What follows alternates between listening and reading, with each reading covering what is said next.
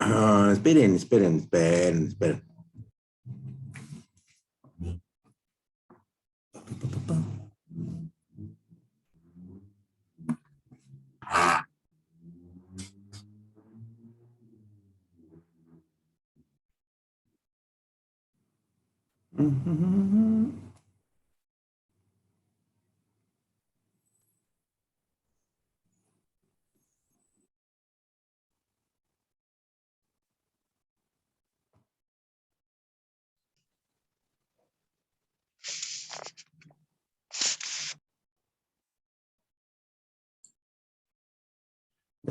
Ahí están, estamos 6, ok.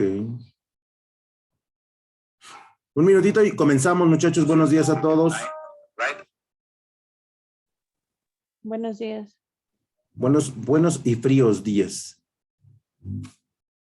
Ahorita comenzamos. Buenos días, Diana, buenos días.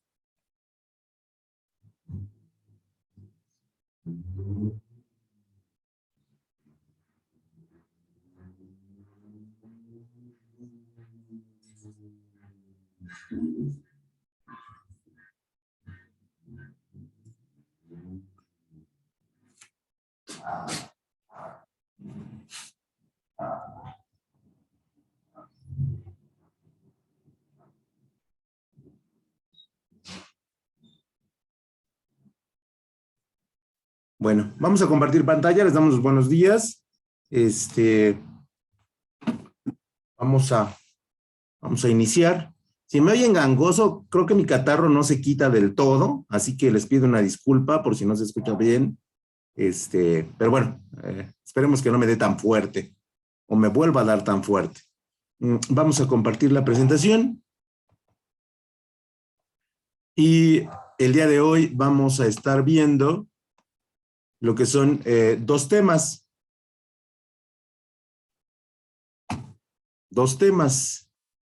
Los objetivos e instrumentos de las políticas económicas y la medición de la inflación, que realmente es un tema que está como muy de moda el día de hoy porque en la semana, no sé si vieron la nota, que tenemos la inflación más alta desde hace 20 años, ¿no?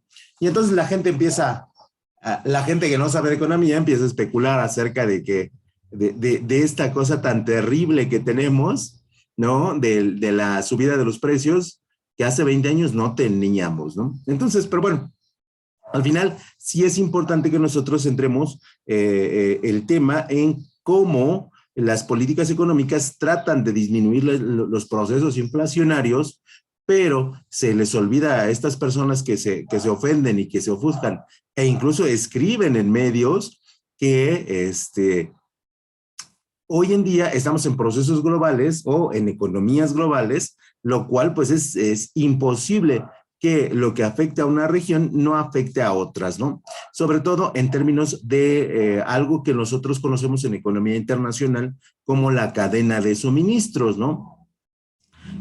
Ustedes lo van a ver seguramente a mediados de 2022, si van a querer adquirir un celular, un smartphone de gama media hacia arriba, van a tener problemas para encontrarlo, sobre todo el que quiera, ¿no? O sea, a lo mejor habrá muchos disponibles, pero el que quieran no va a estar. Y esto lo vamos a ver porque la cadena de suministros, con el fenómeno del COVID, bueno, pues ha tenido realmente repercusiones muy altas. Otro de los fenómenos que se está dando y que parece que es grave, que sucedió ayer y que seguramente va a impactar la economía mexicana tal vez a finales de diciembre, es una cepa que se dio en Sudáfrica que hizo mover a las casas de bolsa, prácticamente ayer todas cerraron a la baja, y ese es un indicador de la economía global y sobre todo de la cadena de suministros. ¿Esto qué quiere decir, muchachos? Que por ejemplo, una parte de Europa va a cerrar fronteras con Sudáfrica y por lo tanto la cadena de suministros que Sudáfrica o el continente africano le otorga a Europa se va a romper durante a lo mejor 3 semanas, un mes, y por lo tanto eso va a causar desabasto. Y el desabasto, como bien nosotros sabemos, por oferta y demanda, cuando no hay productos, estos productos encarecen sus precios y por lo tanto se genera la inflación. Entonces, es un fenómeno que nosotros, o que ustedes en teoría ya deberían de conocer, o por lo menos entender, qué es lo que está pasando y explicar a las personas que es un fenómeno global que no es atribuible al 100% a la economía mexicana y sobre todo a las políticas económicas, ¿no? Entonces, una vez dicho esta pequeña introducción, lo que nosotros planteamos en este tema, en este pequeño tema selecto, es entender que los objetivos de la política económica se fundamentan en dos principalmente, ¿no? Y esto es cuando estamos bien. El primero es en crecimiento económico y después desarrollo económico. Los dos son esenciales para evaluar el desempeño de los países respecto de los logros de la economía. Y esto implica que nosotros tengamos condiciones de vida cada vez mejores y que una vez que tenemos condiciones de vida mejores, nuestro estándar de vida se eleve. ¿Qué quiere decir esto? Bueno, tengo una casa y de repente la casa a lo mejor no tiene todos los muebles, no tiene todas las comodidades y a partir del desarrollo económico yo ya no empiezo a pensar en una sala de un precio, sino empiezo a pensar en una sala que me guste, no importando el precio. Entonces, estas variables son como la forma más resumida de establecer lo que es el crecimiento y lo que es el desarrollo. Y repito, son importantes para medir cómo está funcionando la economía en el plano de las familias, ¿no? Porque muchas veces, o lo que pasaba con algunos gobiernos, incluso de otras regiones, es que los números macroeconómicos son muy buenos, pero esos números muy buenos no bajan o no llegan a las familias. Y hay economías muy ricas, y esto sonará como eslogan político, pero no lo es, pero sí, hay personas muy ricas, familias muy ricas, grupos industriales muy ricos, y hay personas que son muy pobres. Entonces, aquí es lo que buscan las economías, que haya un equilibrio donde sí haya personas que tengan mucho dinero, y eso está bien, porque generan finalmente inversión, generan gasto, pero también que las clases medias y las clases bajas puedan adquirir productos porque ellos también son igual o más importantes, porque a lo mejor tenemos el 2% de las familias ricas en el país y el otro 98% lo integran las familias de clase media y las familias de clase baja. Y entonces ahí no se puede comparar lo que la clase media compra, lo que la clase baja compra y lo que hace girar realmente la economía. De repente esto no lo quieren ver algunos analistas, ¿no? Y consideran que proteger a la clase rica, a la clase industrial, a la clase que mueve los grandes capitales es lo adecuado, ¿no? Cuando claramente se ha visto en el mundo que esto no es así. Por lo tanto, toda política económica va a girar en torno al crecimiento y al desarrollo económico. ¿Cuáles son los objetivos de la economía política? Recuerden que no podemos separar política de economía ni economía de política, porque finalmente la economía te dice cómo, pero la política establece los acuerdos y las normas y las leyes sobre las cuales se van a aplicar las fórmulas económicas que nosotros tenemos. ¿Vale? Y uno de los objetivos es establecer una relación equilibrada entre el desarrollo y el crecimiento económico. Para la economía es mejor tener 12 meses regulares que 2 meses buenos. Por ejemplo, ¿no? A lo mejor en noviembre y diciembre las ventas son muy altas, pero nada me sirve si las ventas se caen en enero, febrero y marzo. Tenemos una economía desequilibrada. Por lo tanto, el crecimiento y el desarrollo buscan que la economía esté siempre equilibrada, pero que el alza de la economía sea progresiva, no sea con tumbos, ¿no? Meses muy altos, meses muy bajos, ¿no? En el segundo objetivo es que a través del crecimiento y el desarrollo económico se generen ingresos y esos ingresos se desarrollen o se dirijan hacia aparatos productivos. que en la actualidad, bueno, prácticamente todo es productivo. En el momento que ustedes se toman una cerveza, están haciendo girar la economía de cualquiera de estas empresas. En el momento en que ustedes se fuman un cigarro, aunque recomiendo que no lo hagan, están haciendo girar la economía de las empresas tabacaleras, ¿no? Y si esto se multiplica por miles o por millones, entonces eso hace que haya industrias muy poderosas y eso hace que haya industrias que quieran seguir invirtiendo porque su producto es realmente agradable a los consumidores y ellos a su vez pueden invertir en otras plantas o pueden repartir salarios más altos. Entonces todo es una cadena que está vinculada y que de alguna otra manera hace que la economía funcione. ¿Vale? El tercer objetivo es que buscamos que en lo individual, o sea, cada una de las personas tenga un aumento en sus ingresos. Y este aumento en los ingresos le permita comprar más artículos, porque por ahí los empresarios, y este sí es un problema de ellos, inmediatamente que hay más ingresos en el país, lo que hacen es aumentar los precios de los productos, ¿no? Y entonces, a lo mejor el aumento de 15 o 20% que yo tengo, pues se va en los mismos artículos porque los empresarios suben los precios. Y entonces ahí los empresarios lo único que están haciendo es darse un balazo en el pie, ¿no? Porque finalmente no van a vender más, la gente no va a consumir más y ellos pues van a tener las mismas ventas.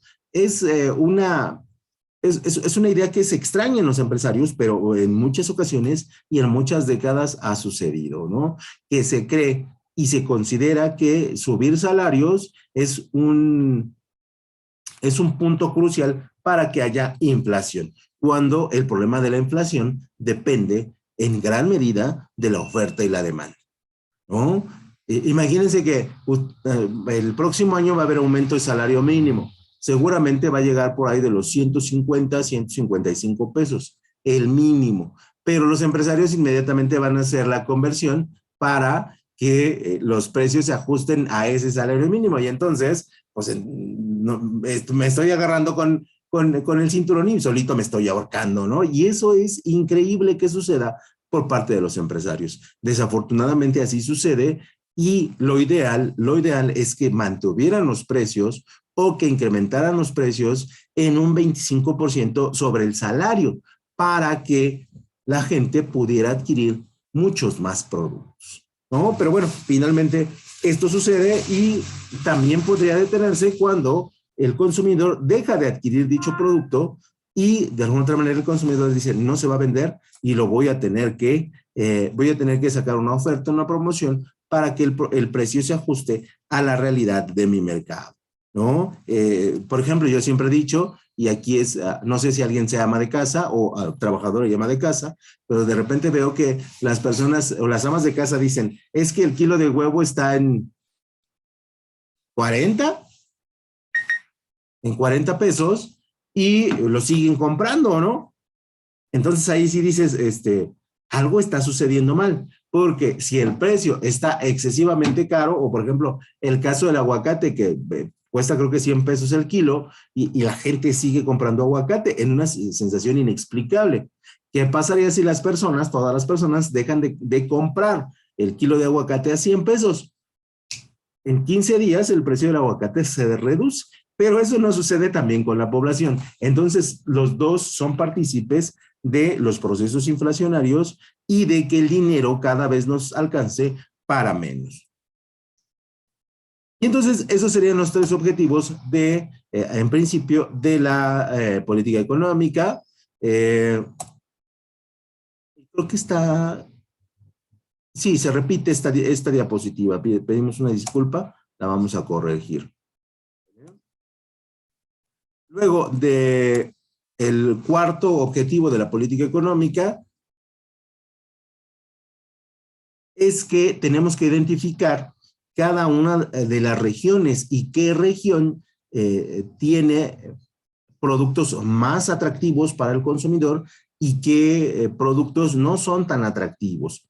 ¿Qué quiere decir esto? Bueno, en México hay producción por región, ¿no? Y si nos vamos a Irapuato tenemos la mejor fresa, ¿no? Y si tenemos, si vamos a Celaya tenemos la mejor cajeta, y si vamos a Quintana Roo tenemos las mejores playas. Eso hay que detonarlo, hay que hacerlo mucho más atractivo, hay que exponenciarlo, ¿no? Y esto le va a permitir a la población que pueda vender más, que sus procesos productivos sean más altos. El día de ayer veía una nota en la televisión, en el pueblo de Chinahuapa, si no me equivoco, que pusieron el árbol más grande de México. Y eso, muchachos, es establecer una política económica que atraiga a muchos turistas y que en el momento que van a visitar el pueblito con el árbol, se lleven sus esferas, ¿no? O se lleven sus luces, pasen a comer algo, se tomen fotos, le hagan publicidad al pueblito, y de alguna otra manera, un pueblo que a lo mejor no tiene ninguna recurso ecológico, ninguna playa turística, no tenga ningún elemento turístico, se convierte en un pueblo más mágico por el tipo de esferas que realiza. Y entonces ahí, bueno, tenemos una gran ventaja, y esto es lo que deben hacer los gobiernos locales, ¿no? Entiendo que hay zonas en que el turismo es muy difícil, ¿no? Y que los pueblitos no tienen nada, pero si no tienen turismo, pueden tener otras ventajas que otros destinos, otras zonas no tienen, ¿no? Entonces, ese es uno de los objetivos más importantes que tiene la economía política: investigar qué nos hace fuerte y, bueno, elevarlo a la enésima potencia para que la gente nos consuma, nos visite y, bueno, de alguna otra manera se hable de nuestro producto. En el punto número 5, si no me equivoco, parte del desarrollo es medir las mejoras en las condiciones de vida de la población. Cuestiones como acceso a la salud, acceso a la educación, puentes y caminos, acceso a la seguridad, acceso, por ejemplo, que siempre lo menciono, el Internet, que prácticamente es un derecho humano, son cuentas que los gobiernos nos deben de proporcionar. En este caso, el gobierno, sí, en materia de comunicaciones se ha quedado corto, esa es una realidad, pero y también en muchas otras cosas como la salud y la seguridad, pero tendría que trabajar mucho para mejorarlo, porque estas condiciones sí crean mejores niveles de vida de la población. Si en su localidad a 15 minutos está una primaria, si a 20 minutos está una secundaria, si a 35 o 40 minutos está un bachillerato, estamos hablando de mejores condiciones de vida. Si no lo es, el lugar donde están, pues tiene condiciones de vida todavía precarias. Y esos serían los objetivos de las políticas. En general buscan abarcar todo el territorio nacional, pero también buscan que las condiciones de vida se hagan más favorables para las personas. Y dentro de las políticas económicas, uno de los eslóganes de campaña, de las promesas de campaña de prácticamente todos los presidentes, todos los gobernadores y prácticamente hasta los presidentes municipales, tienen que ver con la generación de empleo. En México tenemos una peculiaridad. Nosotros sí queremos trabajar y no le tenemos miedo al trabajo. Es una peculiaridad genial.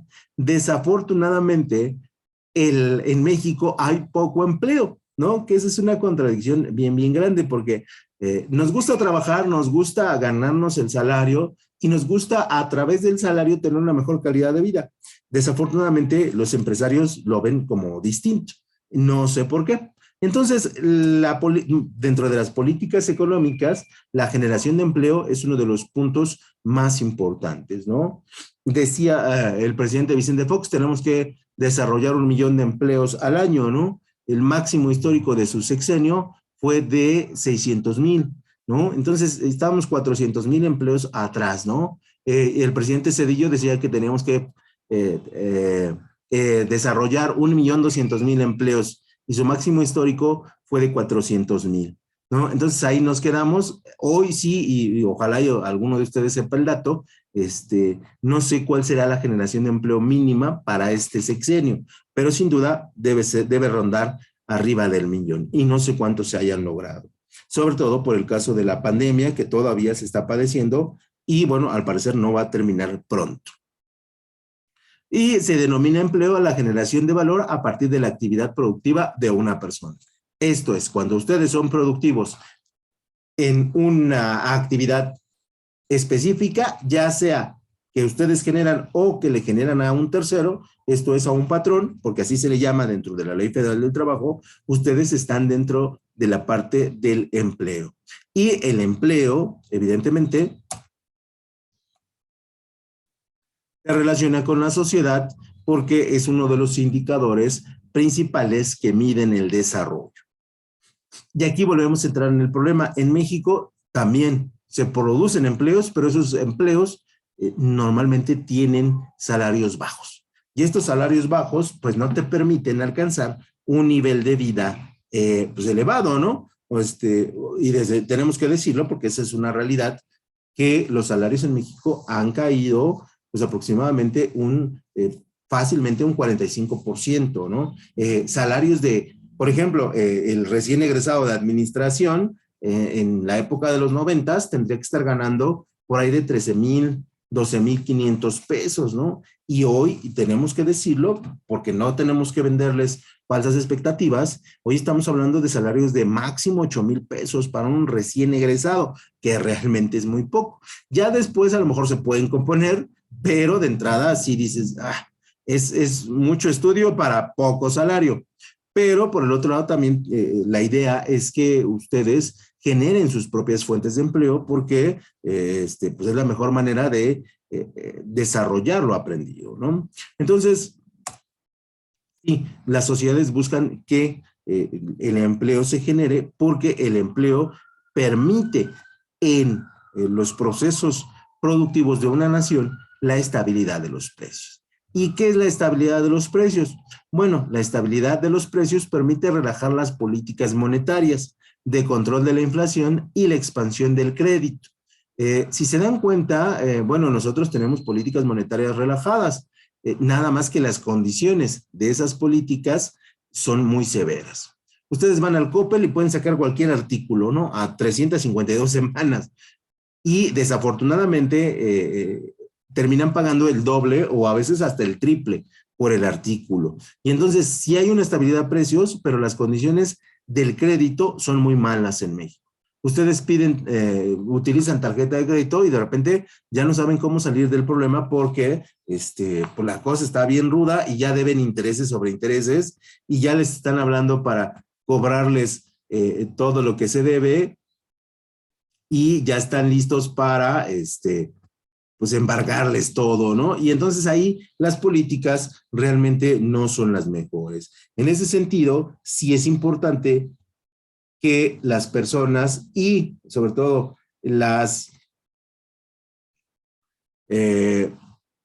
los intermediarios de los ingresos y sobre todo lo que tiene que ver con bancos y instituciones crediticias,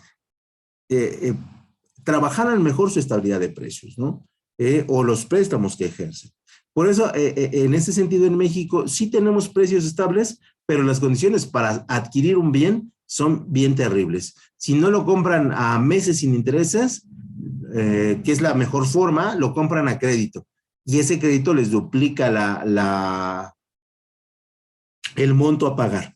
Y si no, la opción que tienen, que es la más segura, es pagarlo de contado. Pero pagar algo de contado en estos momentos y desde hace algún tiempo, yo diría que desde el 2000, es extremadamente complejo, ¿no? O sea, en casi todos sacamos las cosas a crédito, ¿vale? Y entonces la estabilidad de precios hace que las personas puedan pagar de contado, que puedan sacar sus precios a meses sin intereses y que el crédito realmente sea favorable, ¿no? Cosa que en ese último sentido, la cosa no es la mejor. Por eso la estabilidad de precios es uno de los índices que mide más concretamente la inflación. Y entonces tenemos que las políticas que se dictan permiten la generación de empleos y la generación de empleos permite la fijación o estabilidad de los precios. Y la estabilidad de los precios me permite a mí analizar los procesos inflacionarios, ¿no? Y es por eso que hoy tenemos un precio del gas excesivamente caro y es por eso que hoy tenemos repito, el kilo de huevo, perdón, excesivamente caro, y de repente vas al centro comercial o vas al tianguis de tu localidad y realmente sientes que tu dinero no alcanza para nada, ¿no?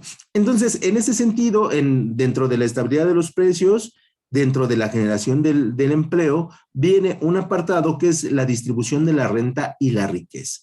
La renta no es otra cosa más que el porcentaje que se queda el empresario, el dueño de los modos de producción, porque tú le trabajes. Y como vemos en la foto, el capitalista se queda con todas las monedas y el que le trabaja y le desarrolla su proceso productivo y el que le vende su producto se queda solo con unas monedas. Y esto también en parte es culpa de los gobiernos. ¿Por qué? Porque es culpa de los gobiernos, porque no establecen mecanismos claros para que, y no hay leyes estrictas para que se pague lo justo. Si entendemos que los empresarios arriesgan su capital, si entendemos que los empresarios arriesgan su patrimonio, pero una vez que la empresa, la industria tiene éxito, ellos quieren seguir acaparando, tanto para sus empleados como para el gobierno. Y por eso es que desde el inicio de este sexenio tenemos una cacería de brujas, ¿no? Para que la gente pague sus impuestos, sobre todo los empresarios. Y por ahí también, no sé si lo vieron hace como un mes, que de presidencia decían que si tienes más de 18 años, saques tu RFC, ¿no? Porque quieren captación de impuestos, porque la captación de impuestos también permite un crecimiento y un desarrollo económico en relación a la infraestructura del país. Por lo tanto, la distribución de la renta y la riqueza nos impacta socialmente porque nosotros nos quedamos con una parte muy pequeña de la ganancia que tiene la empresa y en muchas ocasiones las condiciones de trabajo y las condiciones de sueldos no son las mejores. Y entonces, en ese sentido, en México nos hemos quedado cortos para que la distribución de las ganancias y la distribución de la riqueza por renta no sea tan excesiva para los trabajadores.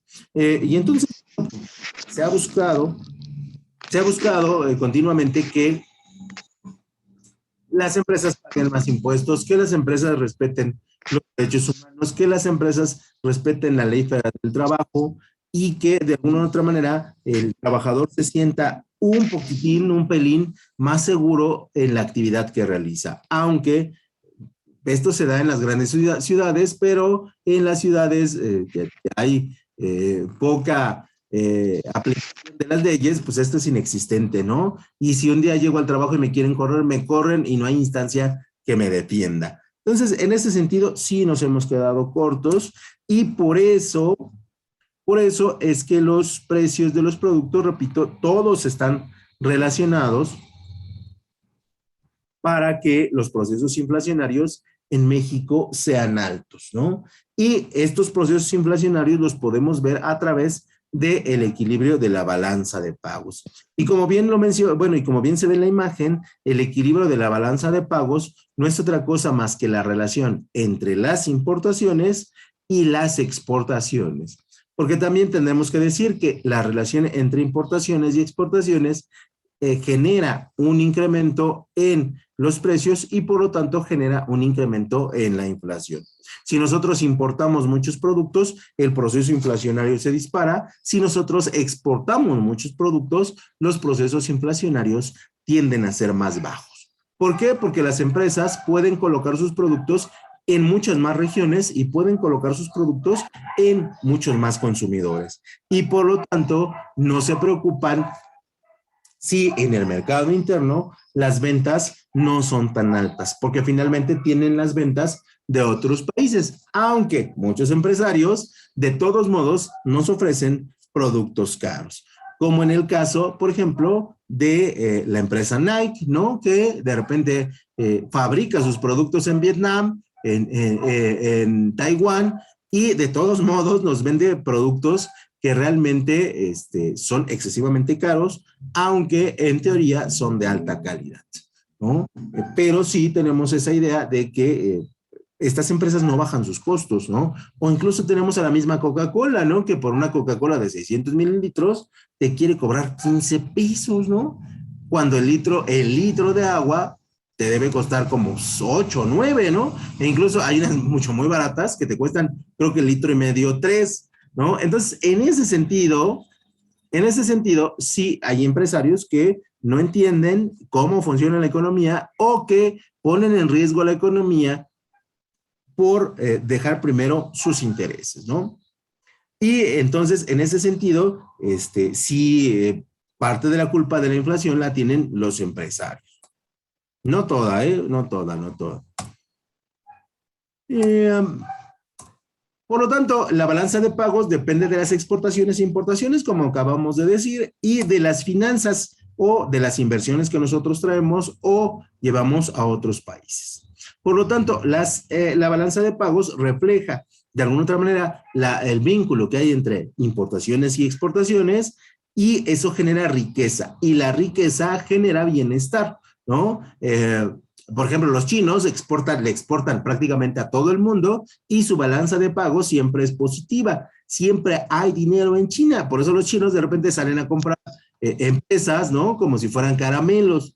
Y evidentemente las compran en aquellos lugares donde saben que la renta va a ser muy alta, ¿no? Porque hay ocasiones en que, por ejemplo, los norteamericanos, que sucedía esto en los 90s, tienen mucho dinero, salen a comprar industrias, pero en muchas ocasiones estas industrias, pues eran industrias basura, ¿no? Y no te permitían generar ganancias, que era lo que pasaba mucho con la industria norteamericana, ¿no? Y por ello se dedicaban mejor a la segura, que es la venta de armas. Y por eso es importante el equilibrio en la balanza de pagos. Por lo tanto, la balanza de pagos es uno de los indicadores principales que nos muestra la economía de un país a través del comercio internacional y la entrada y salida de los capitales. Esto es de las personas que tienen lana o dinero, perdón, y quieren ingresar a territorio nacional. Y en México tenemos, eso sí, una gran ventaja porque muchas industrias dicen, sí, yo quiero invertir en México, sí, yo quiero formar plantas en México y quiero desarrollar negocios con ustedes, ¿no? Entonces, en ese sentido, el país es siempre atractivo para la inversión, claro, sobre todo en aquellas zonas que son altamente industrializadas, ¿no? En zonas como Michoacán, que es una zona realmente muy explosiva, pues ahí la inversión nunca va a llegar, ¿no? Porque tenemos problemas de narcotráfico, tenemos problemas de violencia, tenemos problemas de falta de aplicación de las leyes, entonces yo como inversionista digo, mejor, ¿sabes qué? Busco otro lugarcito, ¿no? Para invertir. Lo mismo, por ejemplo, sucede en el estado de Guerrero, donde, a excepción de Acapulco, las zonas todavía son muy, muy pobres. Todos estos elementos que acabo de mencionar nos permiten medir la inflación. Si ustedes estudiaran economía o si son analistas económicos en relación a la empresa que tienen o son analistas o asesores de empresas para medir la inflación, ustedes tendrían que ver todos estos elementos para establecer un juicio respecto de la inflación, ¿no? Por lo tanto, sabemos que la inflación tiene un impacto negativo en el alza de los precios. Y un alza en los precios implica una disminución en los consumos de los bienes y de los servicios. Si hay un impacto en el consumo de bienes y servicios, hay un impacto en los empleos, hay un impacto en la balanza de pagos, hay un impacto en la recaudación fiscal, y entonces todo se enlaza para que tengamos un mal año económicamente activo, ¿no? Y con estos datos se forma una canasta que contiene todos los bienes y servicios básicos para vivir decorosamente. Así se mide la inflación. Tenemos un listado de 20 o 30 productos, ¿no? Donde esos 20 o 30 productos se consideran por parte del Estado la canasta básica. Y esta canasta básica, de alguna otra manera, establece cuáles son los productos que nosotros tendríamos que consumir sí o sí. Dentro de la canasta básica tenemos el aceite, tenemos el atún, tenemos el azúcar, tenemos lo que son los bolillos, tenemos el café soluble, tenemos pasta en todas sus formas, tenemos, fíjense cómo ahí ya la cosa empieza a cambiar, tenemos la carne de res, el pollo, la carne de cerdo, el arroz, tenemos los frijoles, las lentejas, la leche, el jamón, la crema, las hojuelas de maíz, tenemos el detergente, tenemos el jabón, lo que nosotros conocemos como el sote, tenemos el papel sanitario. Eso integra la canasta básica en México. Y si esa canasta básica incrementa sus elementos, o sea, si incrementa cada uno de los productos, tenemos inflación, ¿no? Y esta inflación la tenemos que medir pues cada 2 periodos, cada bimestre, y en estos bimestres pues nosotros vamos viendo que el alza se va generando, ¿vale?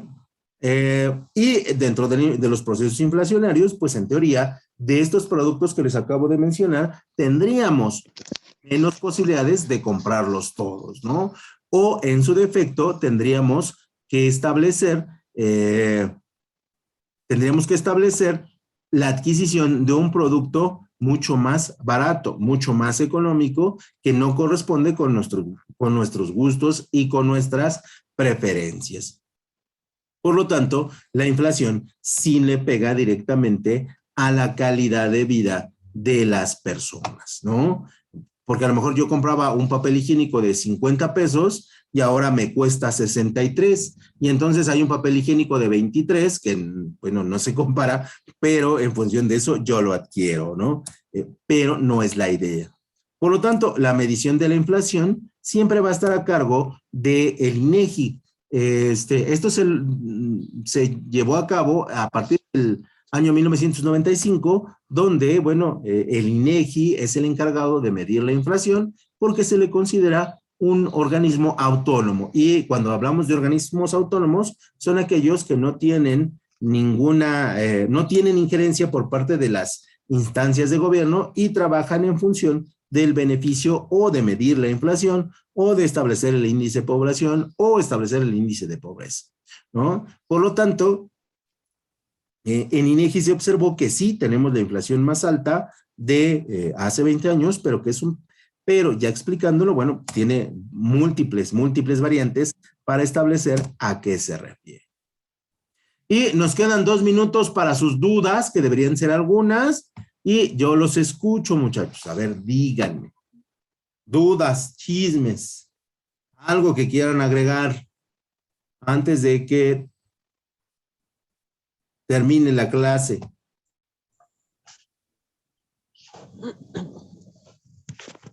¿Nada?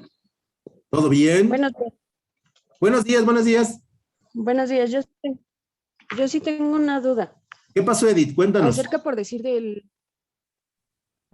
cuando un empresario tiene que comprar maquinaria porque ustedes puso y tiene un cierto capital, ¿qué es lo que le conviene más, comprarlo a crédito o invertir ese dinero en su empresa? Cuando un empresario quiere comprar O maquinaria, comprarlo al contado. no, en partes en la empresa, cuando hablamos de empresarios, cuando hablamos de, incluso la gente que es innovadora y la gente que tiene negocios pequeños, lo recomendable en términos económicos es comprarlo a crédito. Siempre, siempre, siempre es comprar a crédito. Recuerda que, sobre todo siempre son productos nuevos, si los productos son nuevos, vamos a tardar entre 4 y 6 meses en que la gente conozca el producto, en que la gente se anime a probar el producto y perdón, decida que el producto es bueno. Entonces, en ese sentido, lo que hacen los empresarios es, ¿sabes qué? Te lo compro a crédito, y esos créditos son largos, no son periodos cortos. Estamos hablando de por lo menos 12 meses, y los primeros 6 no te los pago, te los pago hasta los siguientes 6 meses de haberme prestado o dado la inversión que yo te solicité. Prácticamente en la industria pequeña, mediana y grande, compra de contado, lo que sea, ¿eh? Todos compramos,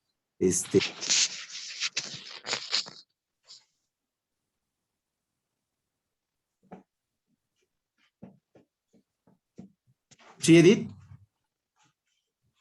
Ya se fue, Edith. Me, Ajá, sí, sí, muchas gracias. me queda un No, minuto es que seguro. como que se cortó un poco. Ay, seguramente mi internet mal, está mal. Decíamos que se va a cortar, pero decíamos que nadie compra a contado, Edith, nadie. Todo se compra a crédito en la industria. Si tienes un pequeño negocio, a crédito, todo, porque eso es lo financieramente correcto.